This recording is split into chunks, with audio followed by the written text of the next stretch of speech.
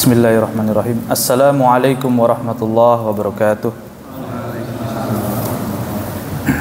Innal hamdalillah nahmaduhu wa nasta'inuhu wa nastaghfiruh wa na'udzu billahi min shururi anfusina wa min sayyiati a'malina. May yahdihillahu fala mudilla lahu wa may yudlil fala hadiya lahu. Allahumma anfa'na bima 'allamtana wa 'allimna ma yanfa'una wa zidna 'ilman. Allahumma tahhir qulubana minan nifaq wa tahhir a'malana minar riya' wa tahhir alsinatana minal kadhib wa tahhir a'yunana minal khiyanah innaka ta'lamu kha'inatal a'yuni wa ma tukhfis sudur. Ma'asyiral muslimin, saudara-saudaraku jamaah salat maghrib dan isya yang dirahmati Allah Subhanahu wa taala. Pertama-tama marilah kita memanjatkan puji dan syukur kita kepada Allah Subhanahu wa taala atas limpahan nikmat hidayah, nikmat kesehatan kepada kita semua. Allah berkenan untuk menghadirkan kita di tempat yang mulia ini dalam rangka untuk beribadah dan berthalabul ilmi. Mudah-mudahan Allah senantiasa memberikan kemudahan kepada kita untuk terus menjalankan aktivitas kita, dan tentunya kita masuk ke bulan Sya'ban dan sebentar lagi bulan Ramadan. Salawat dan salam marilah kita curahkan kepada baginda Nabi Muhammad sallallahu alaihi wasallam, kepada keluarga, kepada para sahabat dan kepada para pengikutnya yang istiqomah sampai akhir zaman. Saudara-saudaraku yang dirahmati Allah Subhanahu wa taala, pada kesempatan malam hari ini kita akan melanjutkan kembali pembahasan mengenai al-a'mal al-qalbiyah, amalan-amalan hati, yang mana pada kesempatan yang sebelumnya kita telah membahas berkenaan dengan takwa. Ya, takwa itu tentu saja merupakan di antara amalan hati. Ya, sebagaimana tatkala Rasulullah sallallahu alaihi wasallam mengisyaratkan at-taqwa hahuna, ya, sembari mengisyaratkan ke dalam dada, ya, bahwa takwa itu ada di dalam hati. Artinya apa? Bahwa ketakwaan juga termasuk di antara amalan hati. Kita masuk kepada pembahasan ar-ridho, ya. Ar-ridho artinya adalah, nah ini sudah dibahasakan di dalam bahasa Indonesia menggunakan kata ridho, ya. Apa sebetulnya artinya ridho? Ridho adalah sururul qalbi bi murril qada.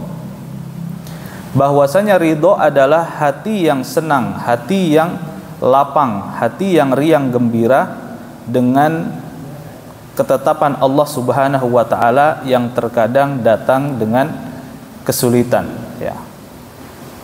Ketika Allah Subhanahu wa taala mentakdirkan kepada seorang hamba itu kepahitan di dalam hidup, ya, mungkin ditimpakan musibah berupa penyakit, mungkin ditimpakan musibah berupa kefakiran atau yang lain sebagainya, maka tatkala seorang hamba itu lebih daripada menerima, ya, tetapi senang, lapang dengan ketetapan itu, maka dia sesungguhnya menjadi hamba yang ridho atas takdir dari Allah Subhanahu wa taala, ya.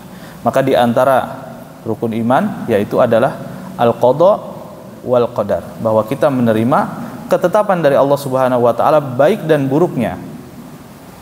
Ketika kita menerima, ya, di atas tingkatan menerima itu ada tingkatan ridho, yaitu tingkatan bahwa hati kita ini lapang, hati kita ini ringan, hati kita senang dengan ketetapan Allah yang mungkin terkadang pahit bagi kehidupan kita, ya. Allah Subhanahu wa taala war-ridho min sifatillahi tsabita bil kitabi was sunnah.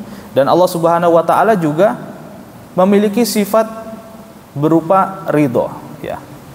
Dan ini ditetapkan oleh Ahlus Sunnah wal Jamaah bahwa Allah Subhanahu wa taala juga ridho terhadap hambanya, ya. Disebutkan di dalam Al-Qur'an dalam surat Al-Maidah ayat 119, Allah Subhanahu wa taala berfirman, radhiyallahu anhum wa radu'an dzalikal fawzul azim. Sesungguhnya Allah Subhanahu wa taala ridho terhadap mereka, ya, dan mereka pun ridho terhadap Allah Subhanahu wa taala. Sungguh itu adalah Sungguh itu adalah kemenangan yang besar. Ketika Allah Subhanahu wa taala ridho terhadap seorang hamba, itu tidak bisa disamakan sebagaimana kita seorang hamba ridho kepada Allah Subhanahu wa taala, ya. Di dalam surat Al-Fajr Allah berfirman, irji'i ila rabbiki radiyatan mardiyah fadkhuli fi ibadi wadkhuli jannati.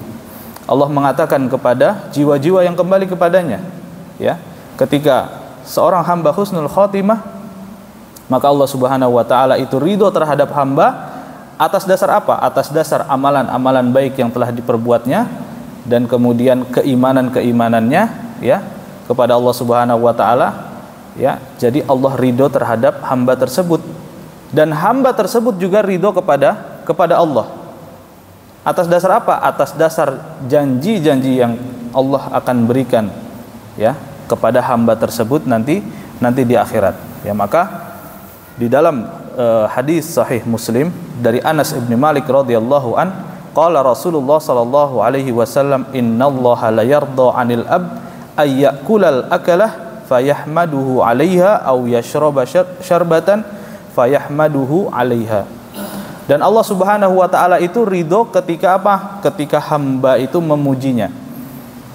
Seorang hamba makan dengan sebuah makanan, maka kemudian memuji Allah ketika memakannya, Allah ridho. Begitupun minum dengan sebuah minuman, maka Allah kemudian ridho terhadap hamba tersebut tatkala hamba tersebut memuji Allah, ya. Maka mudah-mudahan kita termasuk di antara hamba-hamba Allah yang mendapatkan ridhonya, ya. Kedudukan ridho, ya, bahwa ridho itu adalah sebuah amalan hati yang sangat penting. Tatkala kita melihat di dalam kehidupan kita sehari-hari bahwa di antara sumber, di antara sebab kebahagiaan seorang hamba adalah bahwa seorang hamba itu ridho, ya. Ridho menerima dan bahagia terhadap takdir ketetapan dari Allah Subhanahu wa taala. Dan sebaliknya sumber daripada kesengsaraan di dalam kehidupan di dunia ini apa? Yaitu tidak adanya ridho di dalam hati kita, gitu. Seorang hamba yang ridho kepada Allah Subhanahu wa taala, dia terima semua ketetapan Allah itu dengan riang gembira, gitu, ya. Maka di dalam hadisnya Rasulullah bersabda, "Dzaqa ta'mal imani man radiya billahi rabba wa bil islami dina wa bi Muhammadir rasula."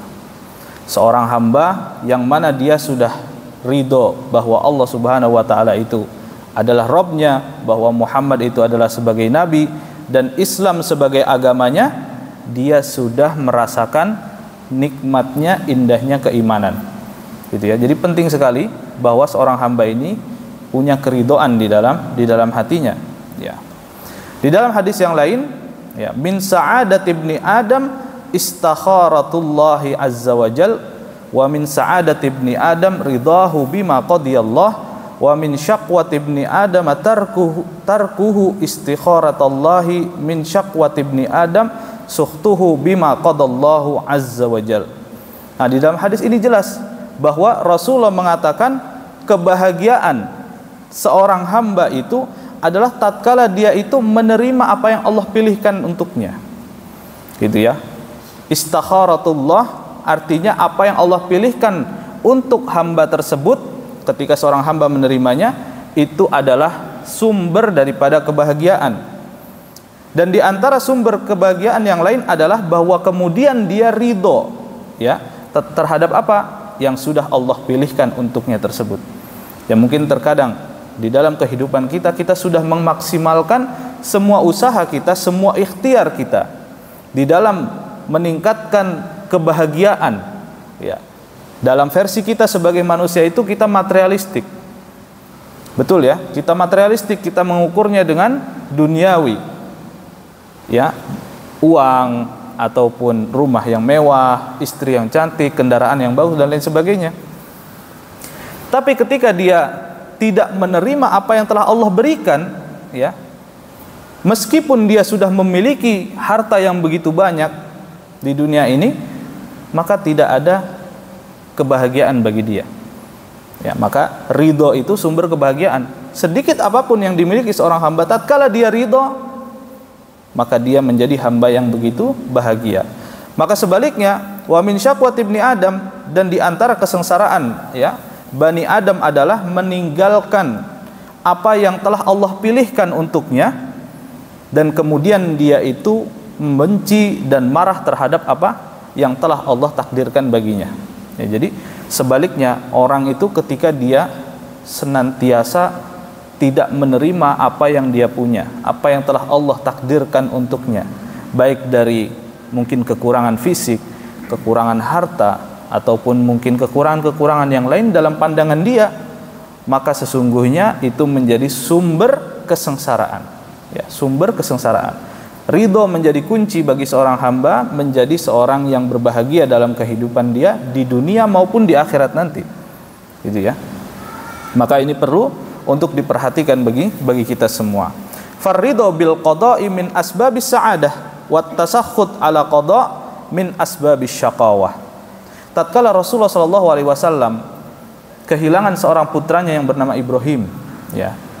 Maka Rasulullah sallallahu alaihi wasallam itu bersabda di dalam hadisnya, innal aina la tadma wa innal qalba la yahzan wa inna bi firaqika ya Ibrahim la mahzunun wa la naqulu illa ma yurdi rabbana inna lillahi wa inna ilaihi raji'un.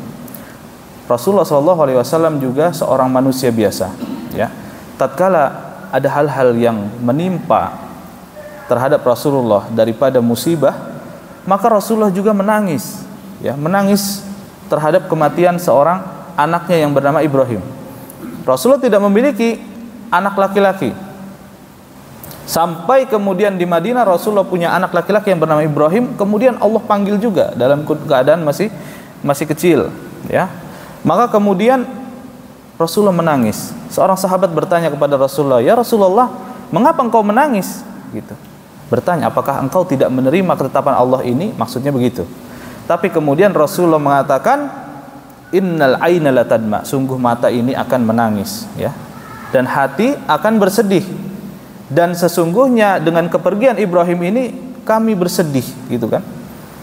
Dan kami tidak mengatakan kecuali apa yang memberikan keridhaan kepada Allah Subhanahu wa taala, yaitu ketika mendapatkan musibah mengatakan inna lillahi wa inna ilaihi raji'un. Kemudian beliau mengatakan innallaha yarhamu bi ibadihi ruhama. Allah memberikan kasih sayang, Allah berkasih sayang kepada hamba-hambanya yang juga berkasih sayang. Ketika Rasulullah menangis, itu menunjukkan kasih sayang beliau terhadap apa? Terhadap seorang yang telah meninggal dunia. Jadi manusiawi, hal yang wajar bahwa ketika kita kehilangan seseorang kita menangis, ya. Itu bukan menunjukkan bahwa kita ini tidak menerima takdir, bukan. Bukan menunjukkan kita ini tidak ridho, bukan. Tapi itu menunjukkan bahwa hamba tersebut memiliki rasa kasih sayang. Kasih sayang kepada apa? Kepada seorang makhluk yang meninggal dunia ini, gitu ya. Maka itulah yang dikatakan Rasulullah SAW bahwa beliau juga manusia biasa, tetapi kemudian beliau hanya mengatakan apa?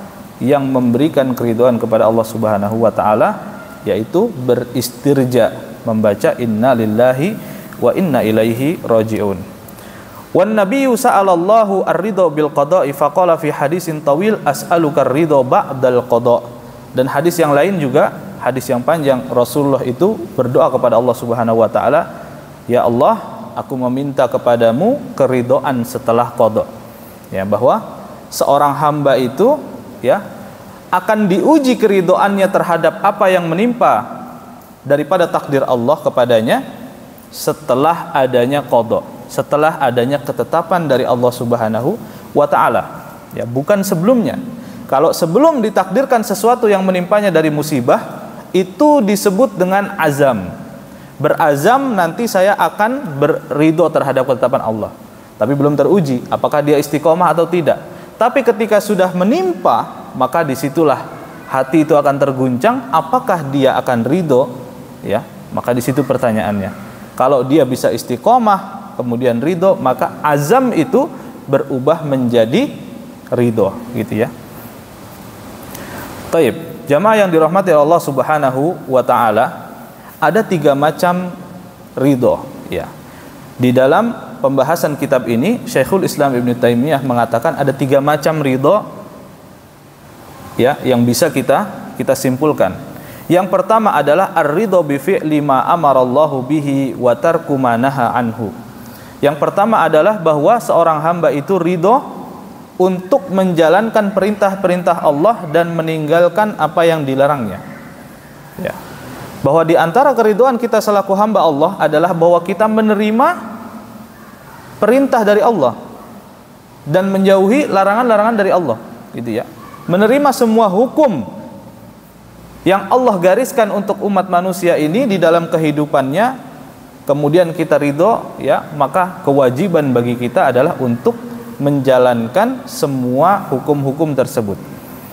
Di dalam surat An-Nisa ayat 65 Allah Subhanahu wa taala berfirman, "Fala wa rabbika, ya, la yu'minuna hatta yuhaqqimuka fima syajara bainahum thumma la yajidu fi anfusihim harajan mimma qadait wa yusallimu taslima."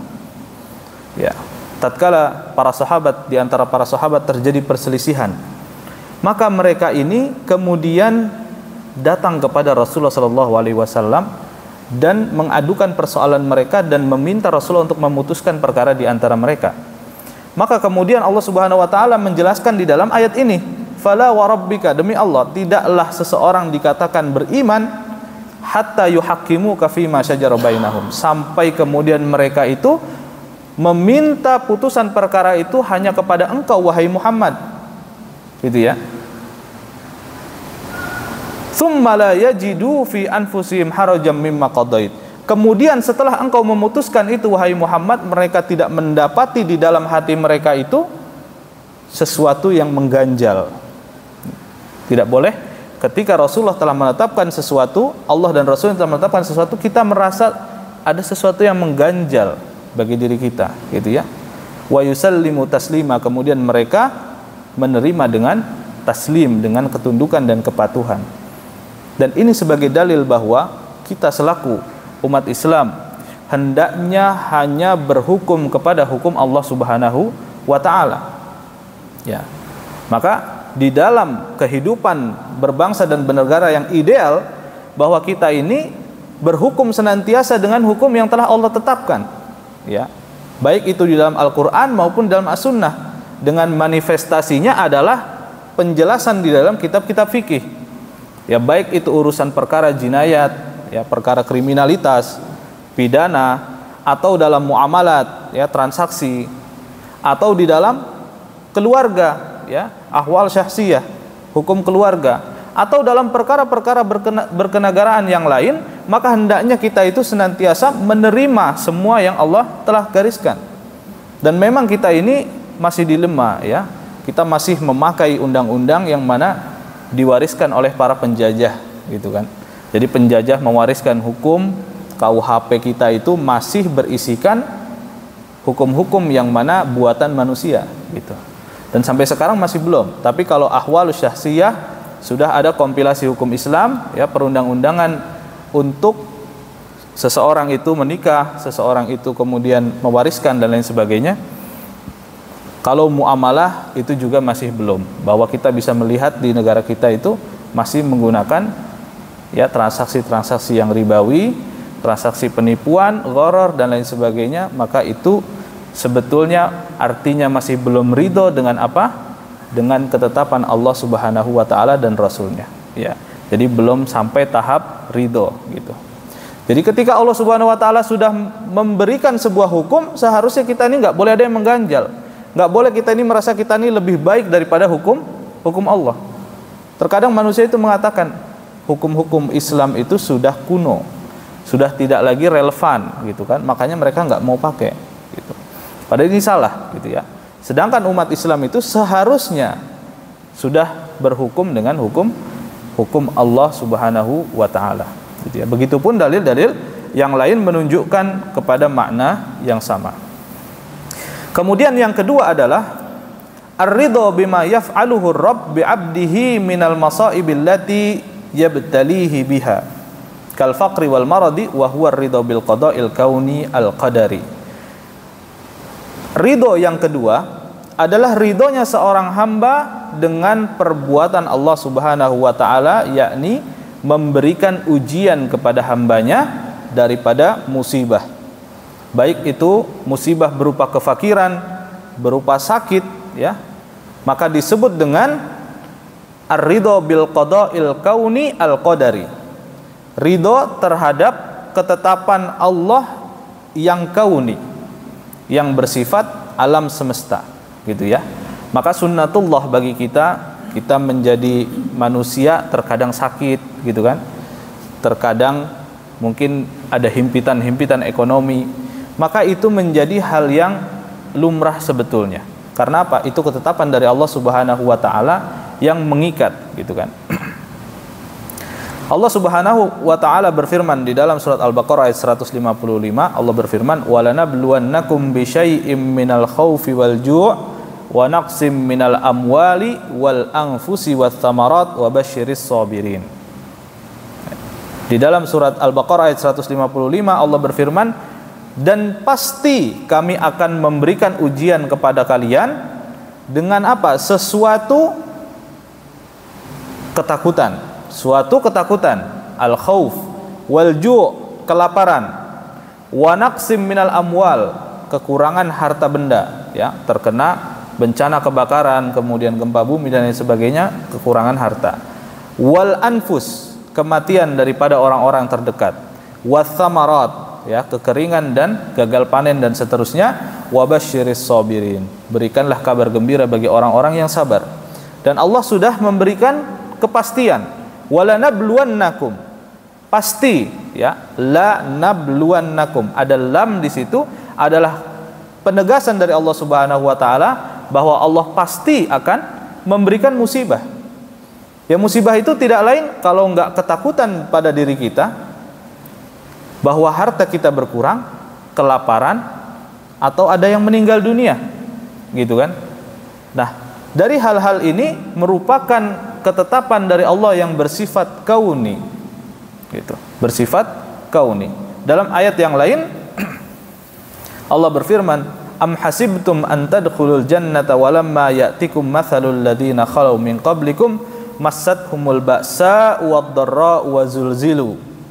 Tidakkah kalian mengira bahwa kalian itu akan masuk ke dalam surganya Allah Subhanahu wa taala sedangkan belum datang kepada kalian ujian dan cobaan, ya, yang mana sudah menimpa mereka yang berlalu sebelum kalian itu. Mereka ditimpakan kesulitan, himpitan, dan mereka digoncang dengan goncangan, gitu. Jadi orang-orang yang beriman pasti menyadari bahwa di dalam hidup mereka tatkala ada musibah, ada cobaan datang dari Allah Subhanahu wa taala, itu adalah sebuah kepastian, ya. Kalau yang merasa bahwa dirinya tidak dicoba, mungkin dicek nafasnya masih ada atau tidak. Karena kalau sudah tidak ada lagi ujian, gitu. Jadi itu adalah hal yang lumrah atau bersifat sunnatullah, ya. Dan Rasulullah SAW pernah mengatakan kepada Abdullah ibn Abbas radhiyallahu anhuma, beliau mengatakan, inistata'ta an taf'ala lillahi birridha ma'al yakini faf'al, fa illam tastati fa inna fis sabri ala ma takrahu khairan katsira. Wahai Abdullah ibn Abbas, wahai keponakanku, kata Rasulullah SAW, jika engkau mampu untuk menyikapi hal-hal yang Allah telah berikan kepadamu daripada musibah itu dengan keridhaan dan yakin, maka lakukanlah, ya. Menerima takdir Allah itu dengan keridhaan dan yakin, maka lakukanlah, kata Rasulullah. Fa illam tastati, jika engkau tidak mampu, maka antasbir, bersabarlah, ya, ala ma takrahu khairan katsira, sesungguhnya di dalam apa yang engkau tidak sukai itu ada kebaikan yang banyak, gitu ya. Ada kebaikan yang banyak. Maka Rasulullah itu memberikan pilihan kepada kita, kalau engkau mampu untuk menerima takdir Allah itu, terimalah dengan ridho, dengan lapang dada, dengan hati yang ringan, dengan hati yang senang. Tapi engkau jika tidak mampu, maka lakukanlah sabar. Ya. Jadi sabar itu tingkatannya di bawah ridho, gitu. Maka kalau para ulama memberikan tingkatan, ya, orang-orang menyikapi takdir Allah ada 4 tingkatan. Yang pertama adalah ahlus sukhti, yang paling bawah. Mereka adalah orang-orang yang tidak sabar. Ketika ditimpakan musibah, maka mulutnya akan mengucapkan hal-hal yang dimurkai oleh Allah Subhanahu wa taala. Dia akan mempertanyakan apa ketetapan Allah itu, gitu kan? Itu disebut dengan ahlus sukhti. Bahkan mungkin sampai menyalahkan Allah, nauzubillah, ya. Itu orang yang tidak sabar. Di atas itu ada yang disebut dengan ahlus sabar, orang-orang yang sabar, gitu kan? Nah, orang-orang yang sabar ini dia menerima ketetapan Allah Subhanahu wa taala itu, dan dia menahan lisannya untuk tidak mengatakan hal-hal yang dibenci Allah. Tapi masih ada kesulitan, ada murnya, ada kepahitan di dalam hatinya. Sabar itu, ya, bukan tingkatan yang tinggi, bukan. Sabar itu tingkatan yang mana hati itu masih merasakan kepedihan. Kepedihan dari hal-hal, dari apa yang telah Allah takdirkan. Tapi kalau sudah sampai kepada derajat ridho, di atasnya ada ahlur ridho, maka hati dia akan lapang. Ya, hati dia akan lapang, dia tidak akan merasakan kesulitan daripada menerima ketetapan Allah itu.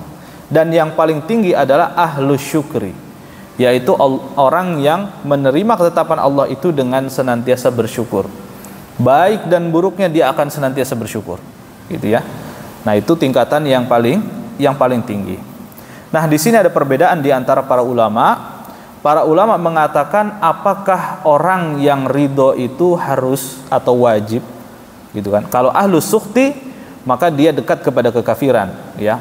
Yang mana Rasulullah Shallallahu Alaihi Wasallam itu mengatakan, laisa minna man latamal khudud wa syaqqal juyub wa da'a bid'awatil jahiliyah. Ketika seseorang terkena musibah, bukanlah termasuk golongan kami mereka yang menampar-nampar pipi, merobek pakaian, ya, dan berteriak mengucapkan kata-kata jahiliyah. Itu dekat kepada kafiran, yaitu orang-orang ahlus sukhti. Orang-orang Arab jahiliyah seperti itu. Ketika terkena musibah, maka mereka akan teriak-teriak seperti orang gila, ya. Kemudian ahlus sabar, dan sabar ini adalah sebuah kewajiban. Tingkatan paling rendah yang harus dimiliki seorang yang beriman adalah sabar. Menerima ketetapan Allah itu wajib bagi dia untuk sabar, gitu kan? Nah, yang berbeda di antara para ulama, apakah setiap orang yang beriman itu harus ridho atau tidak? Ya, harus ridho atau tidak? Apakah semua orang bisa ridho? Belum tentu semua orang bisa ridho dengan ketetapan dari Allah Subhanahu wa taala. Gitu ya. Maka sebagian ulama mengatakan bahwa ridho ini adalah mustahab. Hukumnya sunnah. Jika mampu dilakukan, jika tidak mampu maka turun kepada tingkatan ke bawahnya, yaitu bersabar. Gitu. Gitu ya. Tetapi Syekh Saleh, ya, Fauzan Al-Fauzan mengatakan, beliau mengatakan bahwa ridho terhadap takdir dari Allah Subhanahu wa taala itu adalah sebuah kewajiban. Ridho terhadap takdir dari Allah adalah sebuah kewajiban. Adapun terhadap yang ditakdirkan oleh Allah Subhanahu wa taala itu tidak harus disukai. Misalkan begini, Allah Subhanahu wa taala menimpakan kepada fulan sakit, maka orang tersebut ridho terhadap ketetapan dari Allah bahwa Allah menimpakan kepadanya musibah berupa sakit. Tapi apakah dia harus ridho dengan penyakit itu? Nah, ini sebuah pertanyaan. Apakah dia harus suka juga, harus senang juga dengan penyakit itu? Maka para ulama mengatakan di sini boleh seseorang itu juga tidak suka dengan apa? Sesuatu yang ditakdirkannya. Tidak boleh tidak suka terhadap takdirnya, ya. Tapi yang ditakdirkannya ini tetap kita harus berikhtiar untuk menghilangkannya. kefakiran, maka kita harus senantiasa berusaha mencari rizki ya dengan baik, berusaha terus ya. Penyakit, maka kita berusaha untuk mengobatinya ya. Jadi gambarannya adalah seperti itu, bahwa ada khilaf di antara para ulama berkait masalah ridho, apakah dia wajib atau sunnah ya. Maka di sini jumhurul ulama ya, termasuk Syekh Ibnu Utsaimin mengatakan, jumhur ulama mengatakan bahwa hukumnya sunnah ya, ridho hukumnya sunnah, sebagaimana yang disabdakan oleh Rasulullah kepada Abdullah bin Abbas, jika engkau mampu maka engkau ridho terhadap ketetapan Allah, jika engkau tidak mampu maka bersabar. Maka bersabar itu tingkatan paling rendah dan sebuah kewajiban, jangan sampai di bawah itu gitu ya. Di dalam perkataan sebuah athar ya, kita pasti pernah dengar dan pernah sering dengar ya, seliweran mungkin di media sosial, sebagian ustadz yang mengatakan perkataan ini, man lam yasbir ala balai ya, walam yardo ala qadai, fal yattakhid robban siwai, atau fal yaltamis robban siwai. Barang siapa yang tidak bersabar terhadap balaku, ujianku, dan barang siapa yang tidak ridho terhadap ketetapanku, maka hendaknya dia mencari Tuhan selainku.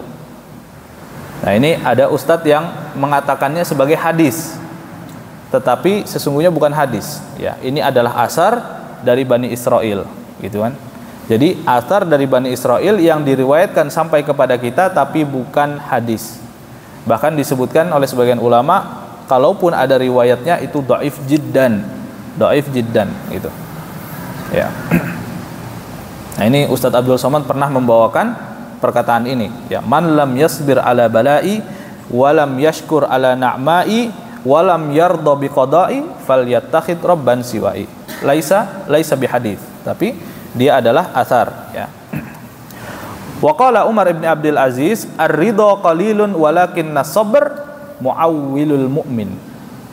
Umar ibn Abdul Aziz mengatakan bahwa ridho itu sedikit ya, sedangkan kesabaran itu senjatanya atau topangannya orang yang beriman ya. Jadi orang yang beriman itu lebih banyak bersandar kepada kesabaran gitu kan. Orang-orang yang bisa mencapai derajat ridho tidak semua orang, tetapi sabar itu sudah menjadi setelan pabrik daripada orang-orang yang beriman. Maka Syekhul Islam mengatakan, qultu wa bihadza yatabayyan anna ar-ridha bil qada'il kaunil qadari mustahabbun laisa biwajib 'alar rajih. Maka Syekhul Islam Ibnu Taimiyah mengatakan bahwa ridho terhadap ketetapan Allah Subhanahu wa taala yang bersifat kauni ya, bersifat kauni tadi, musibah atau mungkin kekurangan harta, kematian dan lain sebagainya, itu ridho terhadap itu tingkatannya tidak sampai kepada wajib tetapi kepada sunnah, sebagaimana dikatakan oleh jumhurul ulama dan Syekhul Islam Ibnu Taimiyah ya. Kemudian contoh nau yang ketiga ataupun jenis yang ketiga daripada ridho adalah ar-ridho bil manhiyat kal kufri wal fusuqi wal isyan. Falladhi alaihi a'immatud dini wal ulama al mu'tabiruna annahu la yushra'ur ridho biha. Apakah kita harus ridho terhadap hal-hal yang dilarang, atau ridho terhadap kemaksiatan, ridho terhadap kemungkaran, kekafiran, kefasikan yang ada di depan kita? Maka sesungguhnya di sini ya juga termasuk di antara yang telah Allah tetapkan bahwa Allah juga mentakdirkan sebagian manusia itu menjadi kufur, sebagian manusia itu menjadi orang-orang yang berbuat maksiat, berbuat dosa, menjadi orang-orang yang fasik. Sebagian telah Allah takdirkan gitu kan. Dan itu sampai hari kiamat, bahwa kita akan melihat tidak mungkin seluruh orang yang di atas muka bumi ini soleh dan beriman, tidak mungkin ya. Jadi itu termasuk di antara ketetapan Allah Subhanahu wa taala. Apakah kita selaku hambanya harus ridho? Nah, jika di sini para ulama mengatakan bahwa tidak boleh ridho terhadap kekafiran, Tidak boleh ridho terhadap kemaksiatan, tidak boleh ridho terhadap kefasikan, ya. Maka kita mengetahui dan menerima bahwa Allah juga mentakdirkan hal-hal yang buruk ini terjadi di atas muka bumi, ya. Tetapi secara zatnya bahwa kita tidak boleh ridho, ya. Kita tahu Allah mentakdirkan hal itu akan terjadi, gitu kan, ya. Maka di sini kita melihat bahwa mungkin saja, ya, jika kita tidak menyukai terhadap hal-hal yang memang terjadi di sekitar kita, hal-hal yang mungkin kita tidak sukai karena memang apa? Bertentangan dengan kebenaran, nilai-nilai yang kita anut, ya. Mungkin di dalamnya ada hikmah. Dan Allah Subhanahu wa taala sudah mengatakan bahwa pasti di dalam segala sesuatu yang telah Allah tetapkan ada hikmahnya. Baik ataupun buruknya pasti ada hikmahnya, gitu kan. Ya, maka kita menerima selaku hamba Allah Subhanahu wa taala sebagai takdir yang mungkin kurang baik, gitu kan. Allah juga mentakdirkan, mewajibkan kepada kita berperang. Wa huwa kurhul lakum, ya. Kutiba alaikumul qital wa huwa kurhul lakum. Kalian itu diwajibkan untuk berperang dan kalian membencinya. Wa asa an takrahu syai'an wa huwa khairul lakum. Ya, mungkin saja kalian itu membenci sesuatu tapi itu baik bagi kalian. Wa asa an tuhibbu syai'an wa huwa syarrul lakum. Dan mungkin saja kalian membenci sesuatu tapi menyukai sesuatu tapi itu adalah buruk bagi kalian. Dan Allah Subhanahu wa taala yang Maha mengetahui hikmah apapun yang terjadi di atas muka bumi ini, ya.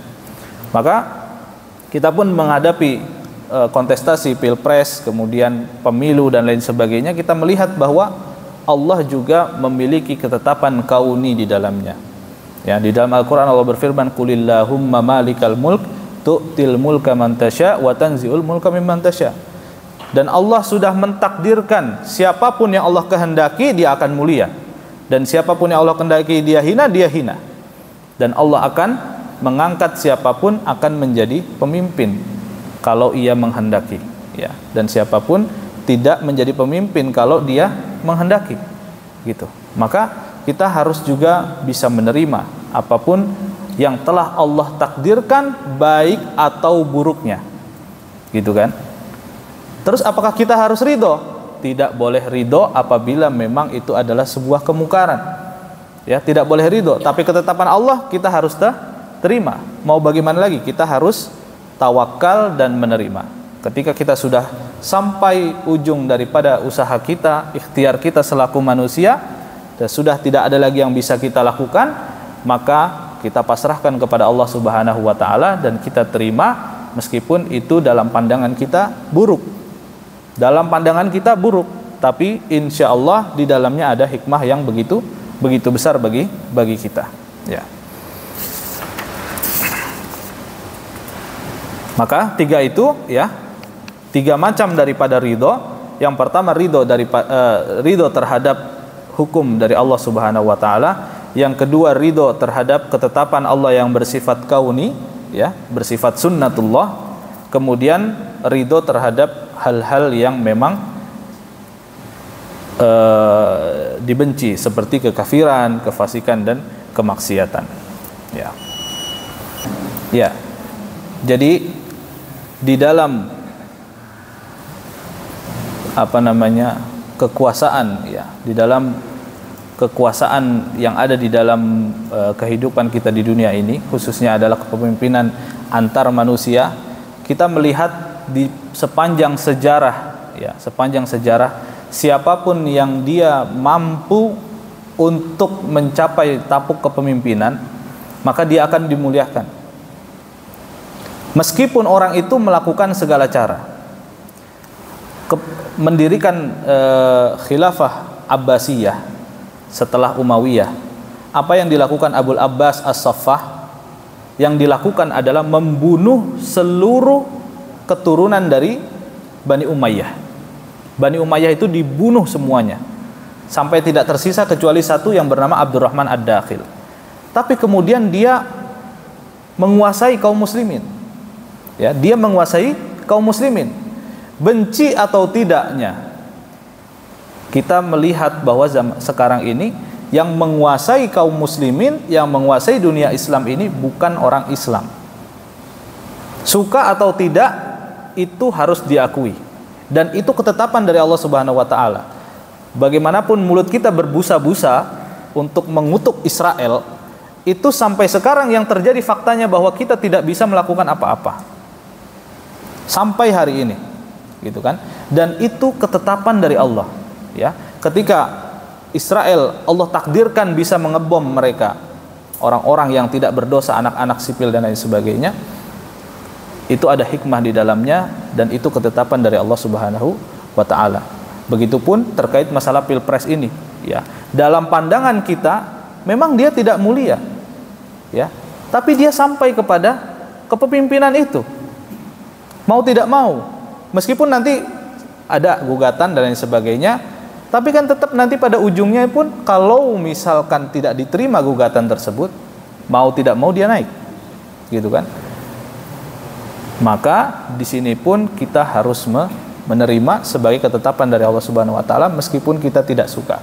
Mulia atau tidaknya ya Allah yang menentukan, ya. Mulia atau tidaknya Allah yang menentukan, gitu kan? Ya, kalau kita mengacu kepada ayat itu, ya. Siapa yang Allah muliakan? Wa tu'izzu man tasya wa tudhillu man tasya biyadikal khair.